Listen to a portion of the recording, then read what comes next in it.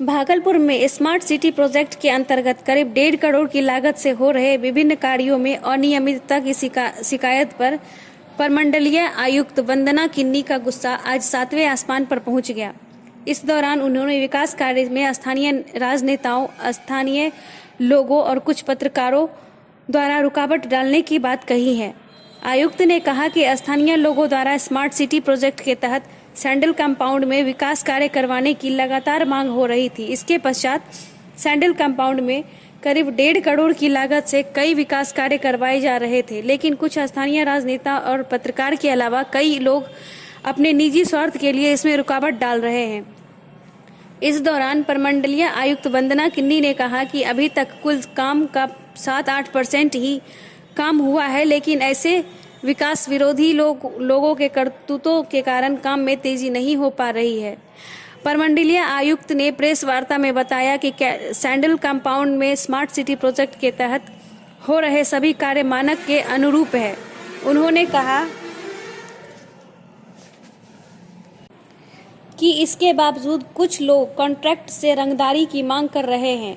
वहीं ऐसे लोगों के स्वार्थ की सिद्धि नहीं होने के कारण कुछ राजनेता मीडिया के साथ निर्माण स्थल पर पहुंचकर मिट्टी को ईंट बताकर और पुरानी ईंट का निर्माण कार्य में उपयोग होने का अफवाह फैला रहे हैं। आयुक्त की माने तो मीडिया कॉन्ट्रैक्टर को गलत खबर प्रसारित करने की धमकी भी दे रहा है।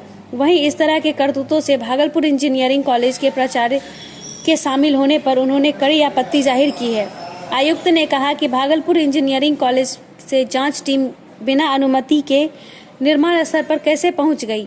आयुक्त ने जांच टीम में शामिल सदस्यों और प्राचार्य पर कानूनी कार्रवाई करने की बात कही है। यही नहीं, आयुक्त ने कहा कि प्राचार्य से सेवानिवृत्त होने के कुछ ही समय अवशेष रह गए। वहीं जरूरत आने वाले दिनों में वह राजनेता बनने की मंशा पाले हुए हैं। प्रेस वार्ता को संबोधित करते हुए प्रमंडलीय आयुक्त वंदना किन्नी ने कहा कि स्मार्ट सिटी प्रोजेक्ट के तहत अभी कई और विकास कार्य होना है।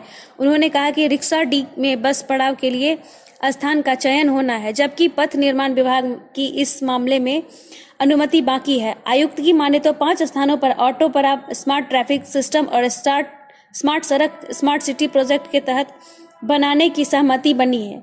आयुक्त ने कहा कि उनके आने के बाद स्मार्ट सिटी के कार्य में काफी तेजी आई है, यहाँ तक कि ऑडिट भी अपडेट नहीं है, लेकिन उन्होंने पदभार ग्रहण करने की ऑडिट भी करवाया है। ड्राइंग का पूरा प्रेजेंटेशन किया जाता है हम लोगों के पीडीएमसी के द्वारा।